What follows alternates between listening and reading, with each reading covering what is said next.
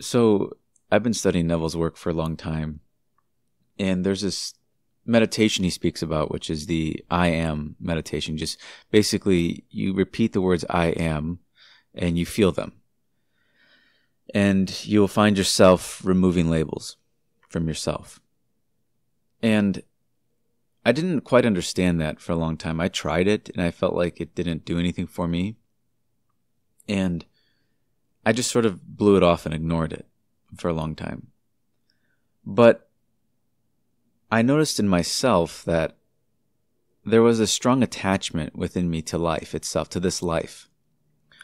I became extremely attached to trying to take from it. And that's what I mean by attached. I was always trying to take something from life. I was never being honest with it, or I was never just giving myself to it. I was, quite to be honest with you, I didn't have much to give inside myself because I wasn't giving myself anything. Inside my own mind, I was negative scenario after negative scenario. So I didn't have much to give the world. And I can only give myself, so I'm only giving these things that are within me to other people. Or to other, to everyone. And that was because of my attachment. In my opinion, what I discovered was that was my attachment to meaning. Applying meaning to things. And usually in this case, I was applying negative meaning. Now, that doesn't mean, what I discovered is it doesn't mean that just because I apply a negative meaning to things, that I have to apply a positive meaning. I don't have to apply any meaning to anything. And now the way I view the world is much different. Neville viewed the world almost like it was dead in front of us. It was not responsive in the sense of trying to take from it. You're trying to take from a world that is temporal. Give to yourself so you can give to it. And it's always going to fail if you try to take from this world. Because obviously things perish here.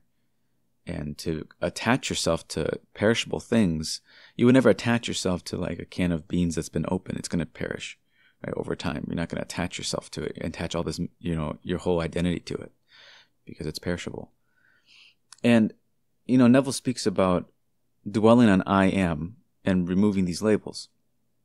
And I've actually found, for me, the reverse is actually true. It's actually realizing and repeating to myself that I am not, my body.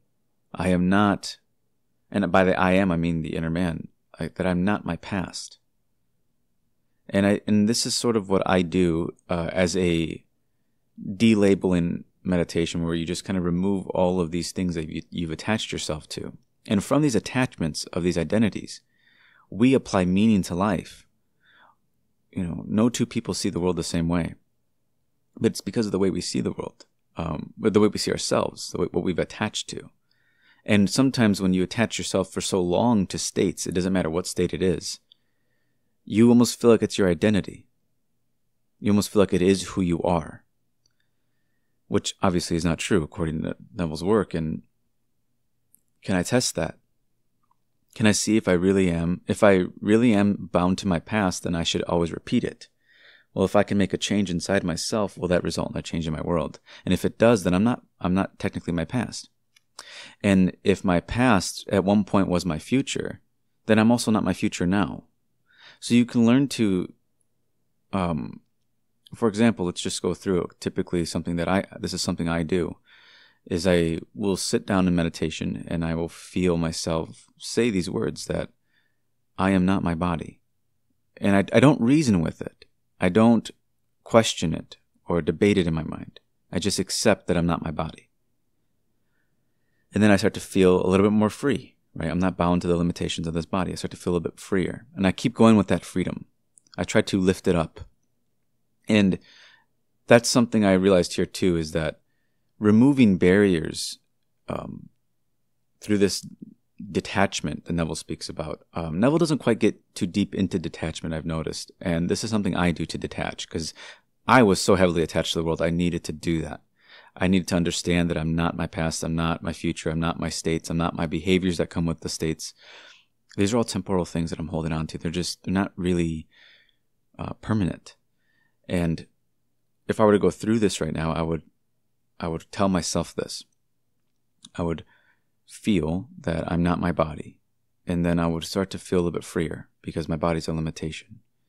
And then I would feel that I'm not the states I hold, such as any kind of identification, an American or a European, whatever it is that you are, you're not that. And then you go back a little bit further and you say, I'm not whatever my parents have told me I am. I'm not that either. And I'm not what society says I am or I should be. And you start to remove these labels and you start to say, I'm not bound by the repetition of the past. And I'm not my current states either. And you'll start to see that these are all things that are limiting you from actually experiencing freedom within yourself. And it's so important to know this because the meaning you apply upon life, the way you see life, is determined how you see yourself in relation to it. So if you find yourself applying negative meaning constantly to life, it's because you're applying that to yourself. But you don't have to apply any meaning, and that's the whole point of this. You don't reason with it. You just say, I'm not, my race. I'm not my skin color. I'm not anything here. I'm not the behaviors I've done. I'm not the words I've said. I'm not my thoughts. I'm not my feelings. These are things I have. I don't have to apply any meaning to any thought. Very common thing I did. I always would apply some meaning to the thought, and it would be some negative meaning about myself. I'd have a thought that maybe I deemed immoral within myself, and then I would feel like an immoral person because I had an immoral thought. I applied all this meaning, and almost as if I was trying to discover who I am instead of creating it. And when you take off that meaning, you'll see it's just a thought. It's just a state. States are just unoccupied things that I occupy. You start to get to the I of yourself. And you, through this delabeling, you'll see that how much freeing it is to realize that you're not your feelings. And most people identify with their feelings. They feel a certain way, so they think that's what I am. Or they think a certain way, they think that's what I am. Or they apply themselves to the body. They identify with the body. So if the body's in pain, that must mean that they are ill. Or they apply themselves to all these things. Or we attach ourselves, I should say.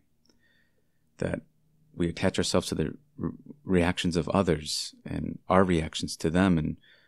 And when you start to detach, you'll find yourself having an opening inside your body. Because you're finally not stuck in the positions you were before. Now, this isn't movement yet. We haven't necessarily moved anywhere within our minds if we want. But you'll find that any type of state you attach yourself to after this is just a limitation again, regardless of how nice it is. Like, it's just another limitation, which would be like, I'm a kind person, or I'm, this and that. That's another limitation, but it's a nice one, if you will. It's freeing still. And when you finally realize that you aren't these things and you're allowed to detach from them and you're allowed to not apply meaning to everything, then you don't have to, you don't have to judge yourself. You don't have to judge the thing you're looking at. You don't have to do that. Then you found yourself back in a position of choice. And that's where you want to be within yourself, is a position of choice. What do I choose to see? What do I choose to hear inside myself? What do I choose? You get back to the I of yourself, you get back to choice. But when you've attached yourself to all these limiting states, you're going to, from my experience, you're going to be lost. You're not going to know what thought to think. You're not going to know where to go in your mind. You're going to reason and question and add all this meaning. And then you're going to react to the meaning you're creating in your mind instead of what's actually happening in reality. And you think to yourself that if you just figure out the meaning, if you solve this, then everything's going to be solved in your life. But what I have found is that it's not that at all. It's that I'm even applying it in the first place. Most of the time we react to things we're imagining. We're not even reacting to life. We truly live in an imaginary world. We just react to what's going on in our own imaginations. And if we can learn to detach ourselves inside imagination and realize the inner man is none of those things, because the inner man is not the past. He's not the future. It really is whatever he says so, whatever you say so. You're one with that. then, like I said, you find yourself back in choice. A lot of times we don't trust ourselves because we took upon negative states. But once you realize or we don't trust ourselves for the behaviors we've done. But again, those behaviors are not our birth. That's the fruit from the states you're in. And if you aren't the state, then you aren't the behavior. And if you're not the state, and the state in its essence is thought, then you aren't, or thought and feeling, and you're not the thoughts and the feelings, then you really can learn to move now in imagination. And that's really the only movement Neville says exists. And that's what I found to be true. No matter how much you try to force and push the world, it doesn't feel natural. It only feels natural to let go of the world and allow yourself to be natural within it. And it truly only feels natural to give yourself things in your mind and expect it to show up in your life. That's the most natural feeling I have found. It doesn't feel natural when I try to change people or I try to remold things and by force. It doesn't feel right. It only feels correct when I actually sit down, detach, and attach myself to things I desire. And to me, that's true freedom. That I'm not those things. And as Neville says, you need no man's opinion to assume a concept. So you can assume regardless of what the external says. You're doing that right now. And at one point you assumed these negative things about yourself, or I did about myself, and I experienced it to its fullest degree. And the freedom of being able to detach yourself from things that you might have held on for many years, I know I have, it's incredibly redeeming. You truly are starting to redeem yourself. And when you start to move in the mind after that detachment, you'll find it so much more natural to attach yourself to something you do want. It'll feel more freeing because most of the time we don't attach ourselves to the states we desire because we're listening to the present limitation that we're in right now. So we say things like, we ask about the hows and the whens, or we ask about, I guess we just ask all these, we try to reason our way into it based upon our current conception of ourselves, which can't do it. You have to drop it. You have to let it go. You have to detach from it. That it wasn't you to begin with. It never was. It was just something you occupied. And this has been so freeing for me, is being able to walk and not judge things. Because I grew up in a way where I was constantly in hypervigilance. I was hypervigilant all the time, always looking out for the next thing that might happen. And I tried to gain control on my life, and I failed many times. I failed every time to gain control. And it never felt natural to do that. And for a long, long time, I thought I needed someone to believe in me first for me to believe in myself, or I needed someone to trust in me first for me to trust in someone else, or for me to trust in myself. I thought I needed these things, but I didn't realize I was still seeking from a world that is only a mirror. And it can only give me what I was giving myself. So if I was seeking something in life, I must ask myself, do I have that within myself? If what is the validation or whatever it is I'm seeking outside of me, is it really within me? And if it is, could I give it to myself? And I don't need to put the condition upon them giving it to me. That's a condition. So we don't even realize we add all these little conditions where I didn't realize all these conditions. And when you detach yourself, you basically are removing condition. You're removing all of it. You're not anything, and you're not your reason. You're none of those things. You're not your anxious feelings. You're not any of those things. So, I truly hope that I might make more videos on this because I find this to be extremely important from Neville's work, and I don't think he touched on it enough, in my opinion. I've tried to read as much as I could about detachment from him, and it seemed like he just had an easier time, or he didn't find it that difficult. He sort of just dwelt on I am. But like I said, I sort of fall into more of I am nots. And I'm not sure if that's right or wrong. I don't know if I really care. It's just something that I have done just for myself, that I'm not these things, and I start to feel freer. But again, you still have to move to the positions you want in your mind after. That's more of just being in a detached state, which is wonderful. But it just taught me that peace can be had within myself.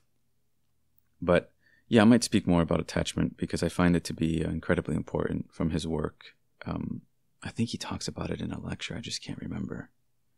But anyways, I do hope that helps. I do hope that helps me, and I still practice that till this day, and just work on freeing or feeling that freeing feeling, and don't allow yourself to reason it away. It's something you created. I hope that helps.